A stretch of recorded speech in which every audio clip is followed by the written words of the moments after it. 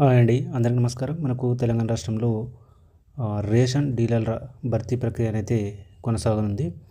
ఈ ration డీలర్ల notification ఎప్పుడు విడుదల కానుంది? అప్లై చేసుకోవడానికి ఎవరు అర్హులు? అనేది పూర్తి సమాచారం తెలుసుకుందాం. తెలంగాణలో తెల్ల రేషన్ కార్డుల జారీ ప్రక్రియ త్వరలో చేపట్టనున్నారు. రాష్ట్ర వ్యాప్తంగా తెల్ల రేషన్ కార్డులకు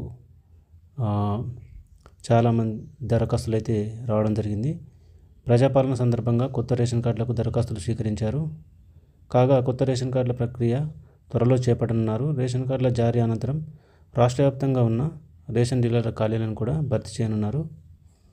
రాష్ట్ర వ్యాప్తంగా 629 రేషన్ దుకాణాలలో డీలర్ పోస్టులు ఖాళీలు ఉన్నాయి. వాటిని త్వరలో భర్తీ చేయనున్నారు. రేషన్ కార్డుల ప్రక్రియ పూర్తి కాగానే రేషన్ డీలర్ల నియామకం కూడా చేపట్టే అవకాశాలు ఉన్నాయి. జనవరి నాటికి తెల్ల రేషన్ కార్డుదారులకు సన్నబియ్యం పంపిణీ కార్యక్రమాన్ని కూడా తెలంగాణ ప్రభుత్వం చేపట్టి పేదలను ఆదుకోనున్నది. సన్నబియ్యంతో పాటు అవసరమైన చోట గోధుమలు కూడా పంపిణీ చేయనున్నారు. 2025 జనవరి నాటికి సన్నబియ్యం, గోధుమలు పంపిణీ కార్యక్రమం ప్రారంభమయ్యే నాటికి రేషన్ డీలర్ల నియామక ప్రక్రియ కూడా పూర్తి చేయనున్నారు. సివిల్ సప్లై అధికారులకు మంత్రి ఉత్తమ్ కుమార్ రెడ్డి ఆదేశాలు జారీ చేశారు.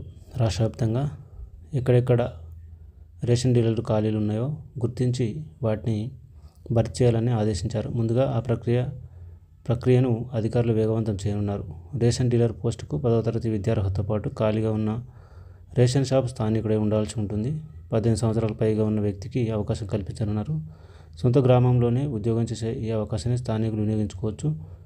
పూర్తి వివరాలు నోటిఫికేషన్లో అయితే పేర్కొంటారు.